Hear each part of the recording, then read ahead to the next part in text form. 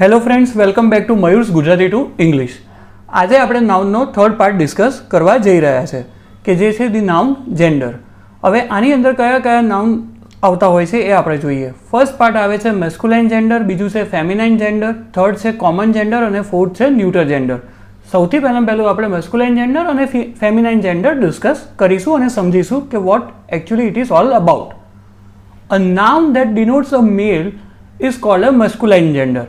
કે જે નાઉન આપણને પુલિંગ સૂચવતું હોય વ્યક્તિ કાં તો પ્રાણીની અંદર, either in a person or an animal, it is known as a masculine gender, કે જે બહુ ઇઝી ને સરળ છે. આપણે આપણા સ્કૂલ કાળની અંદર આ વસ્તુ શીખ્યા હતા. Same goes with the feminine gender.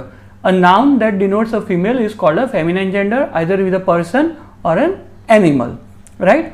હવે એક્ઝામ્પલ થકી આપણે સમજીએ કે જે તમારી સામે એક્ઝામ્પલ જે છે મસ્ક્યુલાઇન અને ફેમિનાઇનના, એમાં અમુક જે વર્ડ્સ જે છે કે જેમાં સામે ફેમિનાઇનમાં આખો શબ્દ બદલાઈ જાય છે અને અમુકની અંદર ESS છેલ્લે લગાડવામાં આવ્યું છે કે જેને ઇંગ્લિશની અંદર સિલેબલ કહેવામાં આવે છે. તો ચલો ફ્રેન્ડ્સ, આજે આપણે સમજીએ. સૌથી પહેલું છે બોય. તો ઇઝી સિમ્પલ, આપણને ખબર છે એનું ફેમિનાઇન જેન્ડર થાય ગર્લ. મેન તો કે ભાઈ વુમન. હવે લાયન તો lioness. Cock hen. King queen. Bull cow તો ઓક્સ તમે કહો તો એનું ફેમિનાઇન થાય છે કાવ. હવે જુઓ તમે, આ બોય, મેન, કોક, કિંગ અને બુલ, આ શબ્દની અંદર તમે જોયું કે મસ્ક્યુલાઇન જે છે પણ ફેમિનાઇનની અંદર આખા શબ્દ ચેન્જ થઈ ગયા કે જે એનું ફેમિનાઇન જેન્ડર શું છે એ સૂચવે છે. પણ લાયન, પછી એક બાજુ જમણી બાજુ તમે જોશો ટાઈગર તો કે ટાઈગ્રેસ, ઓથર તો કે ઓથરેસ, એમ્પરર તો એમ્પ્રેસ. આની અંદર ESS લગાડવામાં આવ્યા છે કે જે એનું ફેમિનાઇન જેન્ડર છે અને આ જે ESS જે છે that is called A syllable. તો ફ્રેન્ડ્સ, બેસિક લર્નર્સ, આ ખાસ તમે ધ્યાન રાખજો. મસ્ક્યુલાઇન અને ફેમિનાઇન જેન્ડરની અંદર આ રીતે થતું હોય છે. આઈ હોપ કે તમને આ ખ્યાલ આવ્યો હશે. હવે આપણે ડિસ્કસ કરીશું કોમન જેન્ડર કોને કહેવાય અને ન્યુટર જેન્ડર કોને કહેવાય. બહુ જ ઇઝી અને સરળ ટોપિક છે ફ્રેન્ડ્સ. હવે આપણે સમજીએ કે કોમન જેન્ડર કોને કહેવામાં આવે છે અને ન્યુટર જેન્ડર કોને કહેવામાં આવે છે. A noun that denotes either a male or a female is called a common gender. કે નાઉન કે જે આપણને મેલ કાં તો ફિમેલ સૂચવે છે એને કોમન જેન્ડર કહેવામાં આવે છે. દાખલા તરીકે આપણે કહીએ સ્ટુડન્ટ, તો સ્ટુડન્ટની અંદર બોય પણ હોઈ શકે, ગર્લ પણ હોઈ શકે. Parent, child, neighbour, cousin, friend et cetera. ઘણા બધા આવા એક્ઝામ્પલ્સ છે કે જે આપણને સૂચવતા હોય છે કે either it is a boy or a girl. Same રીતે આપણે બીજી વાત કરીએ કે ભાઈ ન્યુટર જેન્ડર કોને કહેવામાં આવે છે. A noun that denotes a thing that is neither male nor female. હવે જુઓ, નાઇધર મેલ નોર ફિમેલ એટલે ના તો એ મેલ છે ના તો એ ફિમેલ છે, એને આપણે ન્યુટર જેન્ડર કહેવામાં આવે છે. અને ખાસ યાદ રાખજો કે neuter gender that is things without life, કે જેની અંદર જીવ હોતો નથી. જેમ કે ઉદાહરણ તરીકે વાત કરીએ, ટેબલ, પેન, બુક, કોમ્પ્યુટર, ઘણા બધા આવા એક્ઝામ્પલ્સ છે. તો આ બધાને ન્યુટર જેન્ડર કહેવામાં આવે છે. Clear friends, basic learners? હવે આપણે આગળ શીખીશું નાઉન, નંબર અને કેસના થોડાક ટોપિક જોઈશું. ઓકે, હવે આપણે ધી નાઉન નંબર વિશે થોડુંક સમજીએ. આપણે એ તો ભણ્યા જ છે ને આપણને ખ્યાલ છે કે સિંગ્યુલર અને પ્લુરલ શું છે. સિંગ્યુલર એટલે આપણે એક વ્યક્તિની વાત કરતા હોઈએ અને જ્યારે પ્લુરલ હોય ત્યારે એકથી વધુ હોય. બરાબર. હવે આપણે એમાં નાઉન નંબરમાં કઈ રીતે એનો ભાગ ભજવાય છે એ આપણે એક્ઝામ્પલ થકી થોડુંક આજે આપણે સમજીએ. તો ચલો, પહેલું છે બોય. તો એમાં બોયમાં એસ એડ કરી દીધું એટલે થઈ ગયું બોયસ, એટલે એકથી વધુ. પેન તો પેન્સ. બર્ડ તો બર્ડ્સ. હવે બીજા એક્ઝામ્પલમાં તમે જોશો 3 એક્ઝામ્પલ છે કે જેની અંદર ES એડ કરીએ છીએ. ક્લાસ તો ક્લાસીસ, ES એડ થાય છે. બોક્સ તો બોક્સીસ, ઘણા બધા બોક્સીસ. મેંગો તો મેંગોઝ, ES.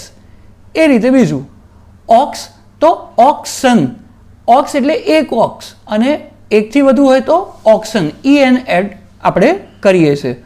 સેમ રીતે ચાઇલ્ડ તો ચિલ્ડ્રન. ચાઇલ્ડ એટલે એક સિંગલ ચાઇલ્ડની વાત કરી અને ચિલ્ડ્રન એટલે એકથી વધુ. ચલો, પિયાનો, ફોટો અને રેશિયો. અમુક આવા બધા શબ્દ જે છે કે જેનું એન્ડિંગ ઓ આવતું હોય છે તે એની પાછળ પ્લુરલ ફોર્મની અંદર એસ લાગતો હોય છે કે જે સૂચવે છે કે એકથી વધુની આપણે વાત કરી રહ્યા હોઈએ છીએ. જેમ કે પિયાનો તો એક પિયાનોની મેં વાત કરી, અને પિયાનોસ તો એસ મેં એડ કર્યો તો એકથી વધુ. સેમ રીતે ફોટો તો ફોટોસ, રેશિયો તો રેશિયોસ. બીજા બે શબ્દ એવા મેં લીધા છે કે જેની અંદર એનો લાસ્ટ વર્ડ જે છે કે જે વાય આવતું હોય છે, પણ જ્યારે પ્લુરલ ફોર્મ હોય છે તો એની અંદર es એડ થતું હોય છે. અહીંયા આગળ મેં ફક્ત તમને એક ઉદાહરણ રૂપે બે શબ્દ આપ્યા છે. આર્મી તો એક સ્પેસિફિક આર્મીની, હું એક સિંગલ આર્મીની વાત કરી રહ્યો છું, પણ જ્યારે એનું પ્લુરલ ફોર્મ થાય છે તો એમાં લાગે છે આર્મીઝ, ARMIES. લેડી તો લેડીઝ. આગળ વાત કરીએ મેન તો મેન, વુમન તો વુમેન. હવે મેન એક સિંગલ મેનની વાત કરતા હોઈએ ત્યારે આપણે મેન કહીએ છીએ, પણ જ્યારે એકથી વધુ માણસોની, પુરુષોની વાત કરતા હોઈએ છીએ તો લખાય છે ઇંગ્લિશમાં MEN. સેમ રીતે વુમન માટે છે. બેસિક લર્નર્સ આ ખાસ તમે નોટ ડાઉન કરજો અને ધ્યાન રાખજો, તમને બહુ જ હેલ્પફુલ થશે. હવે આપણે થોડુંક નાઉન કેસ વિશે જોઈએ, સમજીએ અને શીખીએ. ફ્રેન્ડ્સ, હવે આપણે વાત કરીએ ધી નાઉન કેસની. હવે નાઉન કેસ એક એવો ટોપિક છે કે જેની અંદર જે આવે છે ટાઈપ્સ, એક આવે છે નોમિનેટિવ કેસ, બીજું આવે છે ઓબ્જેક્ટિવ કેસ, પોઝેસિવ કેસ, એ રીતે હોય છે. પણ એના માટે સૌથી પહેલાં શું છે કે પાર્ટ્સ ઓફ સેન્ટેન્સ, કે જેમાં મેં આપણે જે ટાઈપ્સ ઓફ સેન્ટેન્સ આપણે ભણ્યા હતા, આના પછીનું જે એક લેક્ચર આવશે, બહુ જ ઇઝી અને સરળ જ એ ટોપિક છે કે એ આપણે બહુ સરસ સારી રીતે કરવું પડશે, તો તમે એક્ઝેક્ટ તમને એનો આઈડિયા આવશે. પણ આની અંદર તમને એક વસ્તુ તો ખ્યાલ આવી જશે ધી નાઉન કેસની અંદર કે સબ્જેક્ટ, વર્બ અને પ્રેડિકેટ, પણ ઓબ્જેક્ટ પણ શેને કહેવાય. કારણ કે આના પછી જે લેક્ચર જે આપણે કરીશું કે જે છે પાર્ટ્સ ઓફ સેન્ટેન્સ, એની અંદર તમારો ડિટેલમાં આઈડિયા સબ્જેક્ટ, વર્બ અને ઓબ્જેક્ટનો ક્લિયર થઈ જશે, અને એ પછી આવનારા દિવસોની અંદર જે આખું લેક્ચર રહેશે એમાં તમને સમજવાનું બહુ જ સરળ રહેશે. પણ આ પણ કંઈ ટફ નથી, પણ બેસિક લર્નર્સ કદાચ તમને આ ટોપિક થોડુંક ટેકનિકલ નહીં લાગે, પણ કોઈ ચિંતા ના કરતા, જેમ જેમ પ્રેક્ટિસ ને એક્ઝામ્પલ થશે આવનારા દિવસોમાં તમને ખ્યાલ આવી જશે. પણ આ અત્યારે ટોપિક મેં એટલા માટે લીધું છે કે તમને ખાલી થોડોક આઈડિયા તો આવે કે ઓબ્જેક્ટ શું છે, પણ ડિટેલમાં હું આ કેસ અત્યારે લેતો નથી, જે નાઉન કેસનું આખું જે ચેપ્ટર છે. કારણ કે તમને સબ્જેક્ટ, વર્બ અને ઓબ્જેક્ટ મારે પહેલાં કરાવવું પડશે કે જે ડિટેલમાં રહેશે કમિંગ નેક્સ્ટ લેક્ચરની અંદર, અને એ પછી જો એવું હશે તો આપણે આ તમને ફરીથી પણ હું કરાવીશ. સો ડોન્ટ વરી બેસિક લર્નર્સ. ચલો સમજીએ આપણે. રાકેશ થ્રુ અ સ્ટોન. હવે આ પહેલું વાક્ય છે, રાકેશ થ્રુ એ સ્ટોન. ગુજરાતીમાં આપણે કહીએ કે ભાઈ રાકેશે પથ્થરો ફેંક્યો. હવે રાકેશ થ્રુ એ સ્ટોન, આની અંદર સબ્જેક્ટ શું છે, પ્રેડિકેટ પાર્ટ શું છે, ઓબ્જેક્ટ શું છે, નાઉન શું છે, વર્બ શું છે, થોડુંક આપણે ડિસ્કસ કરીએ, થોડુંક આપણે આને કહીએ કે એકદમ ડિટેલમાં જઈએ. તો રાકેશ એક સબ્જેક્ટ છે કે જેણે કઈ ક્રિયા કરી, થ્રુ, એટલે ક્રિયાપદ શું છે, થ્રુ, અને અ સ્ટોન. હવે આખા સેન્ટેન્સની અંદર Rakesh is a subject but through A stone is a predicate part, કે જેની અંદર થ્રુ એ એક વર્બ છે. હવે રાકેશે શું કરી, ફેંકવાની ક્રિયા કરી, તો એની ઇફેક્ટ ડાયરેક્ટલી શેના પર પડી, સ્ટોન ઉપર. રાકેશે શું ફેંક્યું, પથ્થર ફેંક્યો. તો stone is a object in this particular sentence. ચલો ઇંગ્લિશમાં પણ સમજીએ. વોટ ડીડ રાકેશ થ્રુ, રાકેશે શું ફેંક્યું, અ stone. A stone is the object which Rakesh threw. The noun stone is therefore called the object. Object કોને કીધો, સ્ટોનને. કેમ, કારણ કે રાકેશે શું કર્યું, રાકેશે કંઈ ફેંક્યું, તો એની ડાયરેક્ટલી ઇફેક્ટ એક પ્રેડિકેટ પાર્ટમાં પડી. શેના પર પડી, અ સ્ટોન ઉપર, કે સ્ટોન એક નાઉન છે કે જે આપણે નાઉનના લેક્ચરમાં શીખ્યા હતા અને સમજ્યા હતા. હવે પ્રશ્ન મારો તમને એ છે કે સ્ટોન કયું નામ છે એ તમને યાદ હશે જો તમે પ્રીવિયસ લેક્ચર જોયું હશે. તો ના જોયું હોય તો પ્લીઝ જોજો, તો તમને તરત ખ્યાલ આવી જશે. So stone is a object over here in this sentence.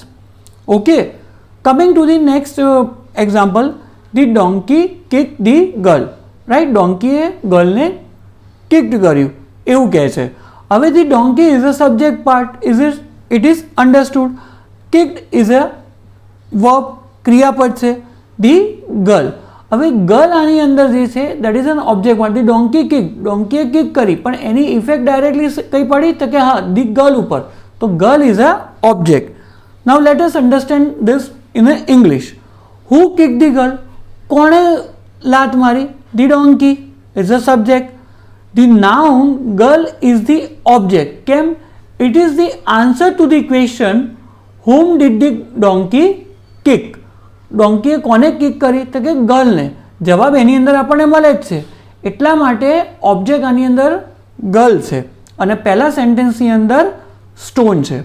Basic learners, કદાચ હું સમજી શકું છું કે તમને આ ટોપિક થોડોક અટપટો લાગ્યો હશે, ખ્યાલ નહીં આવ્યો હોય, પણ ડોન્ટ વરી. આના પછી જે બીજું જે લેક્ચર લઈશ સ્વીટ એન્ડ શોર્ટની અંદર જે પાર્ટ્સ ઓફ સેન્ટેન્સ છે કે જેની અંદર તમને સબ્જેક્ટ, વર્બ અને ઓબ્જેક્ટ એ આખું ખ્યાલ આવી જશે.